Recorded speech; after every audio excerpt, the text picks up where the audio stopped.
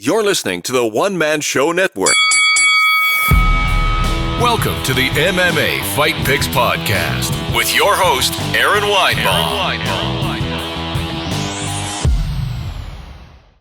Welcome to the MMA Fight Picks Podcast. I am your host, Aaron Weinbaum, taking a little work break here to reach you, the people, for our third event in Florida in a week in Jacksonville, Florida. So another event, another hashtag, I guess. So this is UFC FL, I suppose. If you are on the Periscope and you want to help me pick some fights or say hi or ask me a question or whatever, I will gladly answer you, and we'll do that. And sorry, great response on YouTube last week. Great response for the podcast overall. Everyone obviously likes it better when I pick actual fights. So I'm glad I got to do that here these last 3 times. And this is a special bonus episode, 2 events, 2 Fight Picks podcasts. So like I said, if you want to help join along, please do on the Periscope, or you can try to contact me on Twitter if you're watching me that way as well. First off, I do want to apologize. I'm not multi-streaming on YouTube because I'm having certain trouble. I was using Restream, but I don't have the upload speed to pull it off. I don't think I ever will. Works great with Ecamm, but unfortunately with Ecamm right now, I can only do one platform at a time, so I picked the one where the most listeners are, and that is Periscope. But luckily, this podcast is sponsored by Ecamm, and soon I will be testing the multi-stream platform on there. But enough about that. You want to hear about fights. First of all, let's talk about last night's fight. Anthony Smith, Glover Teixeira, man, did not go the way I thought it would go. Glover looked good after that first round. He just laid it on him, and Anthony, God bless him. I wish somebody out there was looking out for him, like his James Krause and whatnot. But he needed to have the towel thrown in. It was crazy the amount of punishment he took. He wasn't coming back. You get Keith Peterson. He gets ridiculed for putting Dom out early, and then this guy, I can't remember who he is, but anyway, it is what it is. I wish I would have bet money on the OSP Ben Rothwell fight. It went exactly like I thought.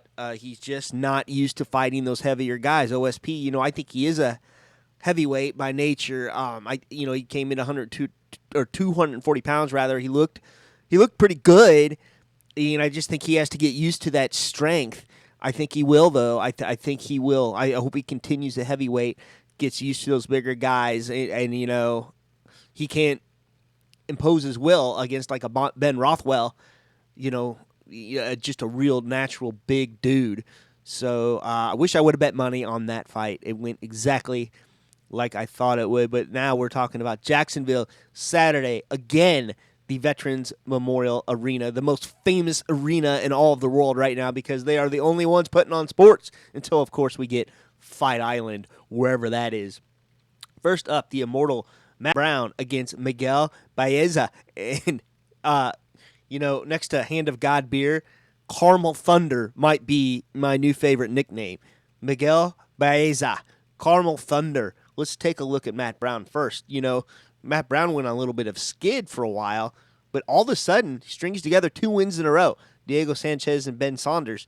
Before that, that skid was, dating back to 2016, and they were all 3 in 2016 against top guys, Damian Maia, Jake Ellenberger, Donald Cerrone. But he looked really good against Ben Saunders last December. Man, it's hard because this guy's a veteran. I've never heard of Miguel. He's on the ups. He just beat Hector Aldana back in, when was it? October. So he hasn't fought in a while.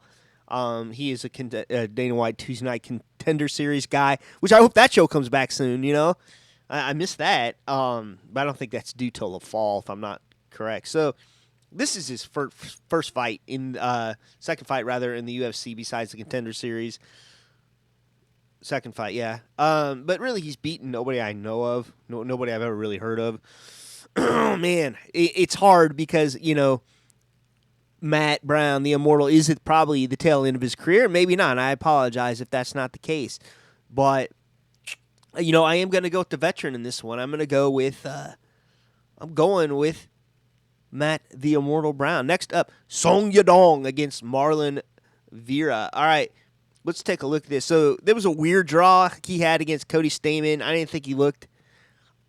Listen, Uriah Faber hyped this guy up like he's the next coming of whatever, and he credited his win. Uriah credited his win of Ricky Simone with training of Song Yadong. So I don't know, but I didn't think he looked great against Cody Stamann. Cody Stamann's probably right there, top 4, I would say, in that division, 135-pound division. But he does have some nice wins to him, Alejandro Perez, Vince Morales. But, Marlon Vera, again, who's he beaten either? Andre Ewell. He did beat Frankie Sands. That's a big deal. Frankie's a good fighter. But I think I'm going to believe the hype in this one. I am going to go with Song Yadong. I think they're trying to build this guy up, as they should. They don't do enough of that. Get him some quality wins, and maybe he's a contender in the featherweight division. Or, no, bantamweight. My bad. Bantamweight. I always get these names mixed up. Okay. Next up, Eryk Anders, Krzystzof, Jotko. All right, I once made the mistake saying that Jotko was Russian. He's Polish, I believe. So, anywho, I do have some looky loos on Periscope, so feel free to ask me a question or, whatnot, or make a little comment. I better open up that Twitter just in case. And I hope my comments are working. I don't know if they were last. Anyway, he does. Looking at Eryk Anders. He did beat Gerald Marshall. It was a split decision. I think that fight probably should have gone to Gerald, but, both of these guys follow me on Twitter, so I like them both, obviously. For that, a win over Vinicius Moreira. But then he has 3 losses in a row. Cleo Roundtree, Elias Theodoro, Thiago Santos, and Jotko. I saw this guy fight, I believe. Gosh, where was it? Yeah, it was. It was Pittsburgh. I saw him lose to Uriah Hall. And, that was in the middle of a 3-fight skid he had, but he does have 2 wins.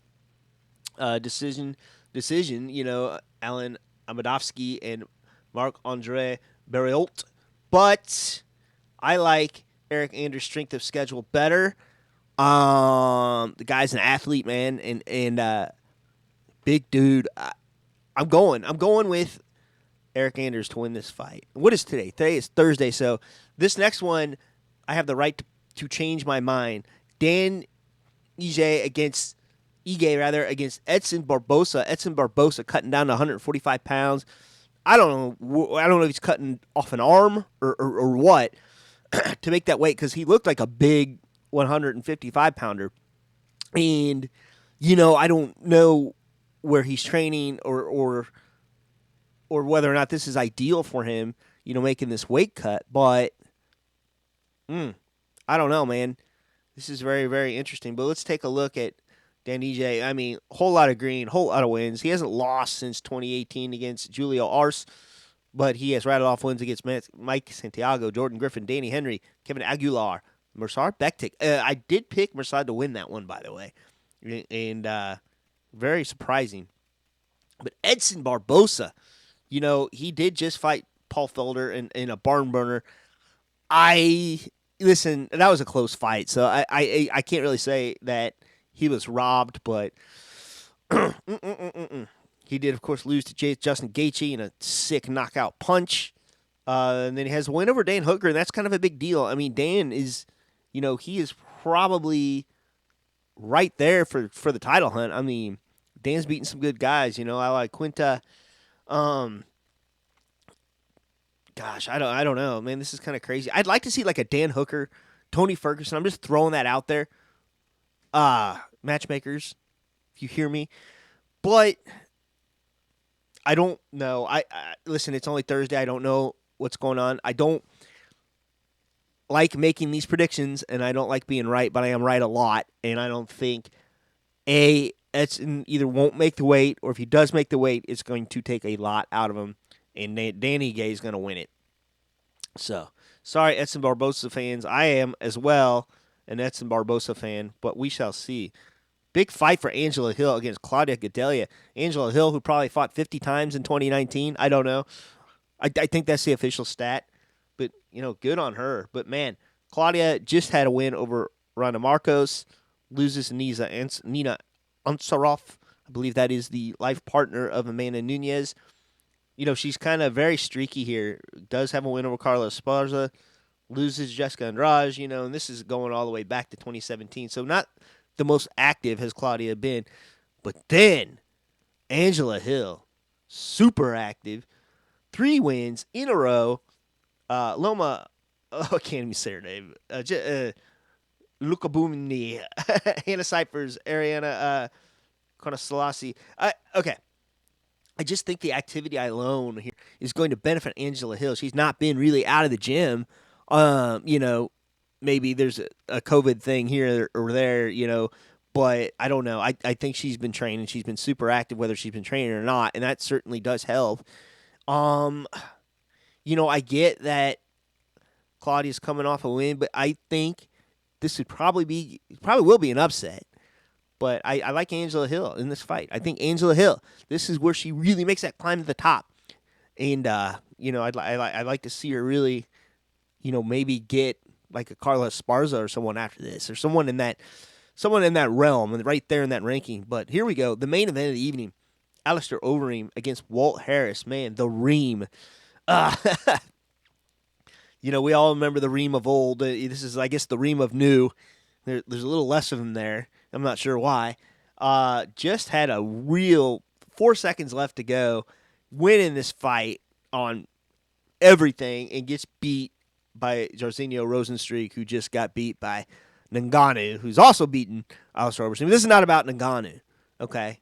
Not about Ngannou at all. He has wins over the best of the best, but he has been streaky in the heavyweight division. He did have a win over Alexei Olenek, Sergey Pavlovich, loses to Curtis Blades knockout, loses to Ngannou knockout.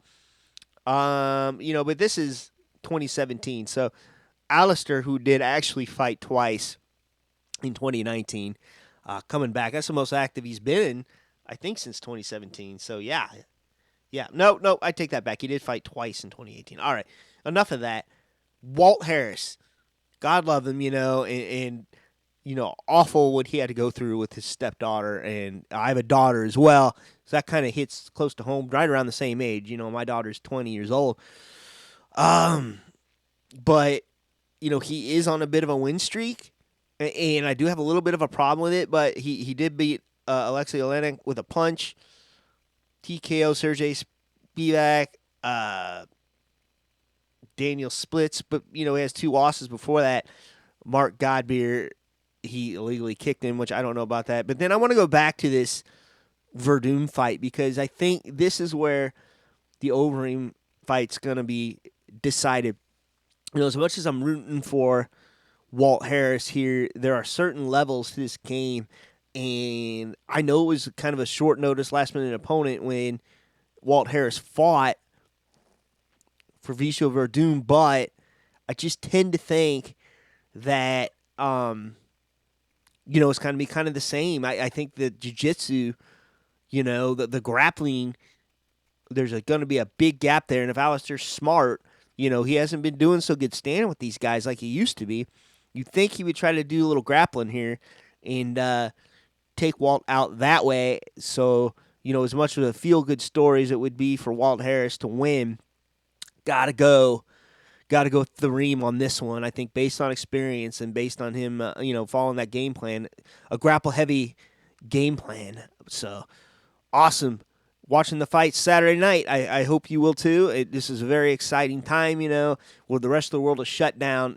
God love the UFC and what they're doing. I think there's going to be some learnings from this. There will probably be some more corona-positive tests, but, just the way they got Jacare out of there and the way no one else got sick, I think they were doing everything correct. It's, and people are saying, the guy's getting tested and whatnot. I do think that they tested Jacare late for him to get that far and then get a positive test. So, clearly that would be a learning. You don't want that happening where you could, nobody knows he's positive or negative. And then he was the only one following protocol, which was kind of weird too. He had the mask, the gloves, and everything else. But I think unless you have a negative test, like, that day or the day before, you gotta do the PPE, the protective equipment, that way. But I'm not a doctor. I'm just a fake MMA handicapper, I guess. So that is it. If there are no more comments on the Periscope, I'm going to shut this down and enjoy the fights. Shalom. Please remember to support the podcast by visiting the affiliate links on AaronSaysWhat.com.